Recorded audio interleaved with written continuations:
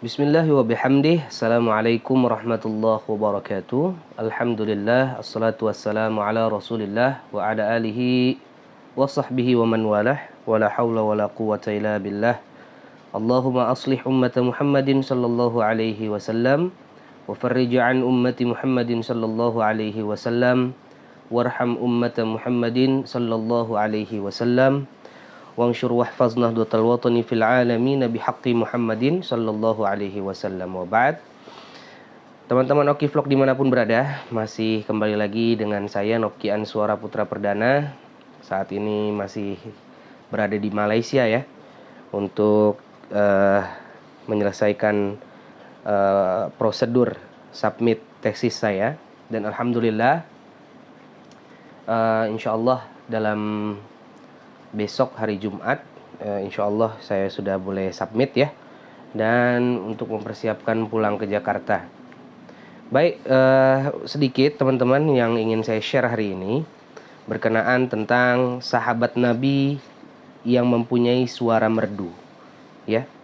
Siapa sajakah sahabat Nabi yang memiliki suara merdu? Sebelum itu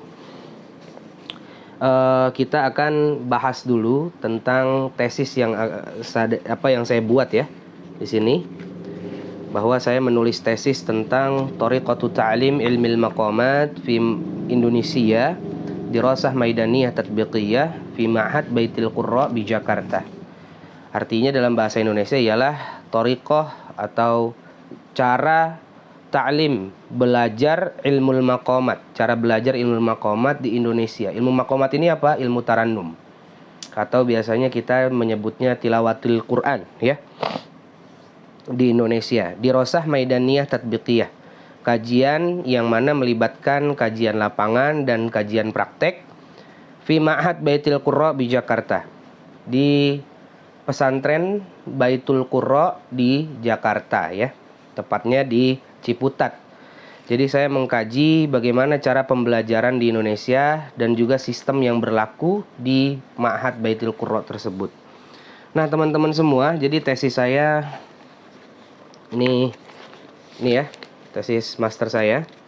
Ini saya tulis ya dengan penuh perjuangan juga ya, dengan ada bantuan-bantuan dari kawan-kawan untuk melengkapi atau kekurangan atau apapun itu ya. Dan alhamdulillah sudah bisa disubmit. Baik, jadi kembali lagi kepada topik yang akan kita bahas teman-teman. Siapa sajakah sahabat Nabi Muhammad sallallahu alaihi wasallam yang mempunyai suara merdu dalam membaca Al-Quran, ketika membaca Al-Quran ya. Di sini saya ada tulis 3. Sebenarnya ada cukup banyak ya. Yang masyhur di sini hadisnya ada 3. Sebentar saya buka dulu. Jadi di dalam bab ini saya ada membahas tentang siapa sajakah sahabat-sahabat Nabi yang memiliki suara merdu. Kayaknya ada di bab 2 nih teman-teman.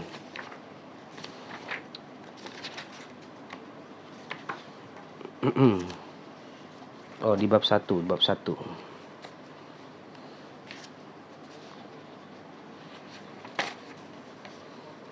Sebentar ya, agak lama nih. Nah, ini dia. Al-Matlabus Tsani yang ada di dalam bab 1 ya. Jadi pembahasan kecil yang ada di dalam bab 1. Di sini saya menyebutkan bahwa Tarikhu Ilmil Maqamat fi Ahdis Sahabah, sejarah ilmu tarannum atau ilmu maqamat atau ilmu tilawatil Quran pada zaman sahabat Nabi ya.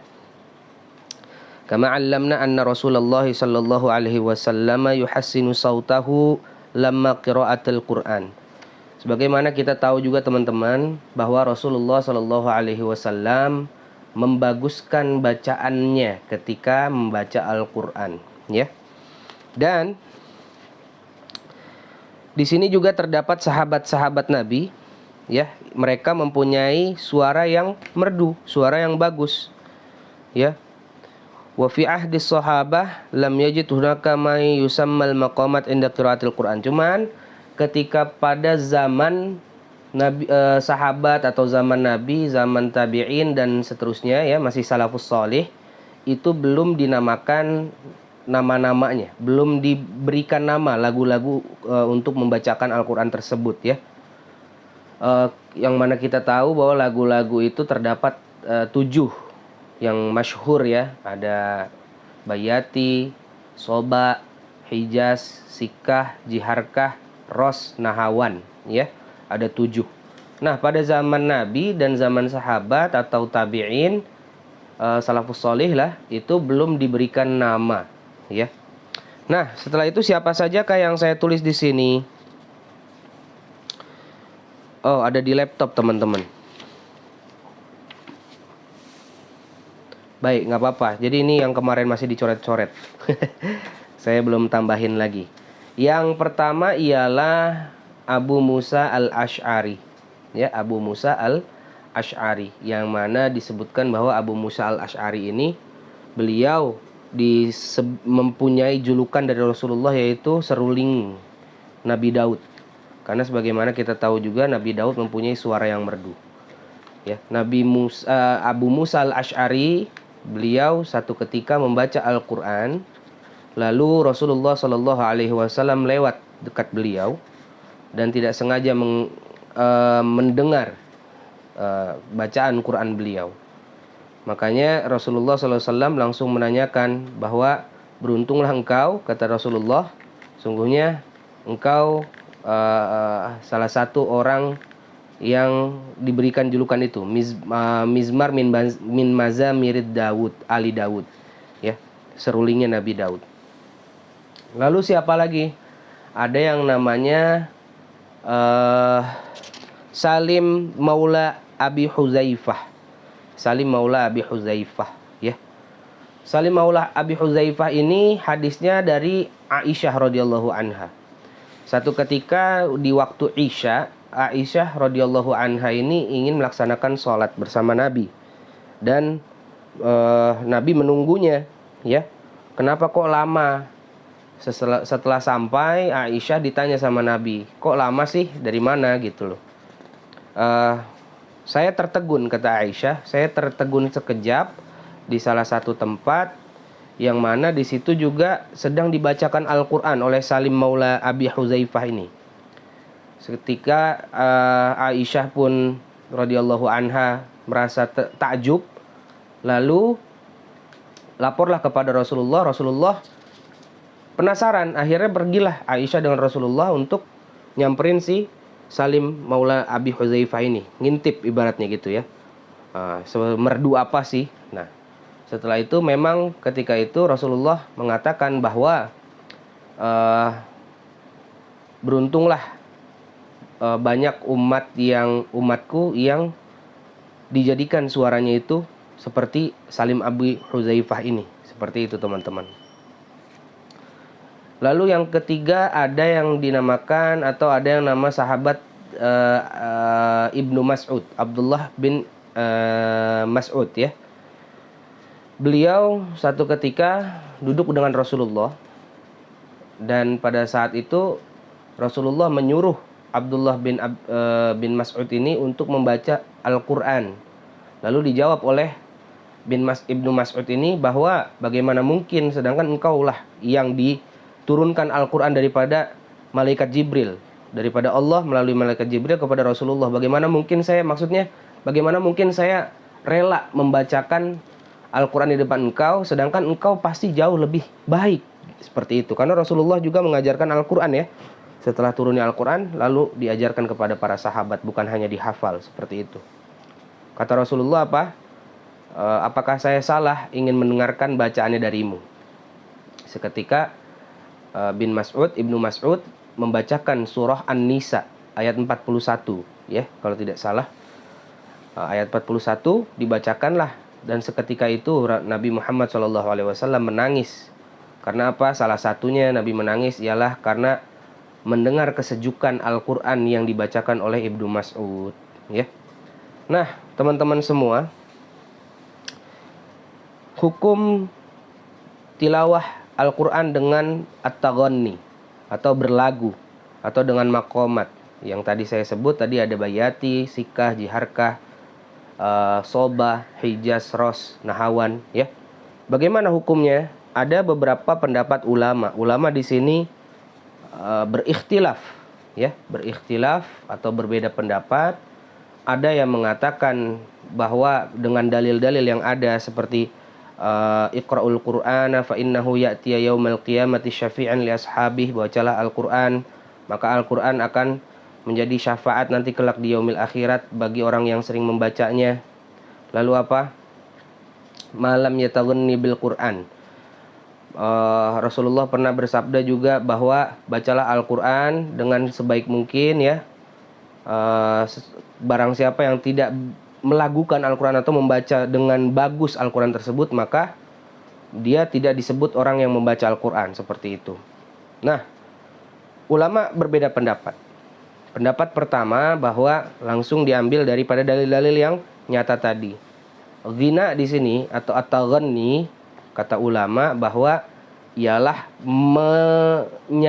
melakukan Al-Quran tapi dengan syarat, kata ulama, tidak merusak hukum tajwid, ya, tidak merusak hukum tajwid dan tidak melebih-lebihkan bacaan. Contohnya, Bismillahirrahmanirrahim, ya, itu masih masuk ke dalam kategori yang mengikut qawaidut tajwid atau kaedah-kaedah tajwid, yang mana panjang pendeknya, makharijul hurufnya. Dan ulama yang satu berpendapat bahwa jangan menyanyikan Al-Qur'an. At-taghanni di sini artinya orang-orang yang suka berlebih-lebihan dalam Al-Qur'an. Mohon maaf. Jadi maksudnya berlebih-lebihan ialah at-taghanni, dia berlahan, ya. Jadi Al-Quran ini dijadikan seni yang berlebih-lebihan. Walaupun kita kalau baca Al-Quran ketika sholat pun biasanya ada lagunya. Yang paling umum lagunya lagu ros, teman-teman, biasanya seperti ini. Bismillahirrahmanirrahim. Alhamdulillahi rabbil alamin. Ar-Rahmanirrahim, dan seterusnya. Ya, itu yang paling umum dipakai di Indonesia, lagu ros tersebut, ya. Nah, kalau kata ulama yang tidak membolehkan ini, orang-orang yang membaca Al-Quran dengan lahan, at-taghanni diartikan lahan di sini, berlebih-lebihan dengan seni, bahwa hukumnya haram. Ya, sebenarnya tidak mengharamkan secara langsung haram membaca Al-Quran, enggak. Tapi dia menunjukkan ada orang yang membaca Al-Quran dengan berlebih-lebihan, tidak mengikut tajwidnya. Itu yang salah, tidak mengikut makharijul hurufnya, bahkan merusak makharijul huruf.